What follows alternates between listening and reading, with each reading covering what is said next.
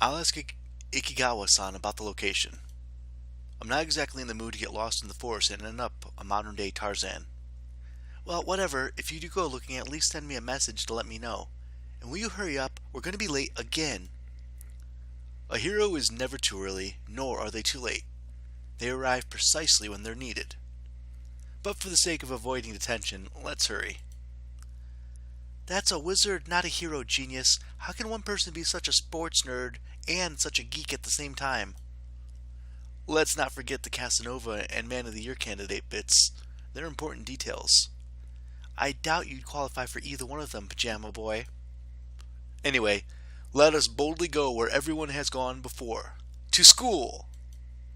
Ugh, nerd. Several hours later. And several clicks later. Later that day, I finally got a chance to talk to my classmate about the location of the shrine that Kiyomi had mentioned earlier. Ooh, girls' locker room, maybe? Gym was the last thing on the schedule for the day, so once people got ready to go home, I approached the guy. Hey, Ikikawa, is it true that your sister discovered some shrine that is said to bring you good luck? Oh, let me guess. You want to date her? Well, even though I have to admit that she's very attractive, I'm afraid she's already going out with someone. Not to mention, you're not her type.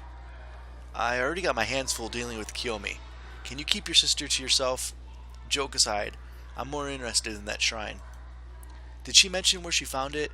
I didn't know there was anything near the forest aside from the dojo. Oh, well, she said something about it being near a river and quite high up. To be honest, I wasn't paying too much attention when she was going on about it. I mean, she was wearing this top, and it was tight, and she's your sister? Stop! I seriously don't need to hear the details, and I doubt anyone else is interested.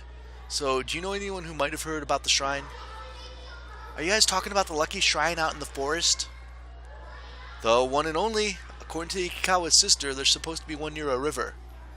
I don't know about that, but there's this fiery girl at a Sakura dojo who knows more about it. Wait, are you talking about Aira-sama?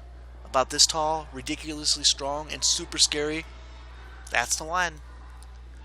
In that case, I believe I can still be of help. Takahiro-kun, I know where that place is.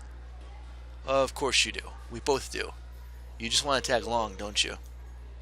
I don't think Aira-senpai will appreciate you visiting her with your usual tricks in mind.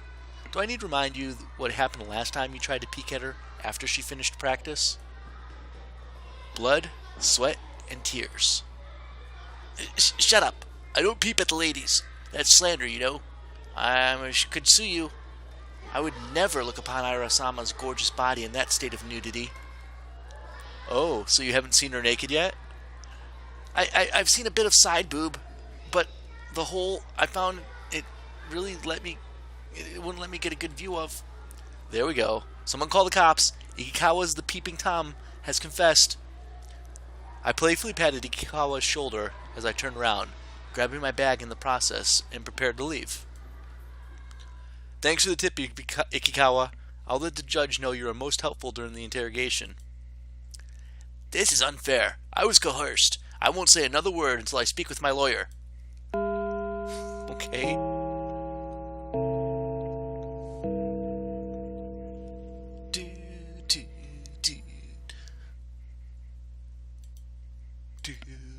Click, click. Ooh, pretty, look at that. Once school was over, I decided to take my chances with the little bit of intel I'd managed to obtain from my classmates. If memory served me right, Aya-senpai would be practicing at the dojo today. Of course I knew her. She was the judo student just like myself, but for whatever reason, she's been refusing to compete in any tournament for a while now. Aya-senpai, are you around? I shouted her name as I parked my bike, looking around for any sign of the girl. Ha! Hiya! Hiya! Huh, follow the shouts and you will find her. I grinned briefly as I saw Aya coming in the middle of practicing a series of motions, almost as if she was fighting an imaginary opponent. Perhaps now was the perfect opportunity to surprise her a little. I snuck closer, making sure to make as little noise as possible before I reached a hand towards her shoulder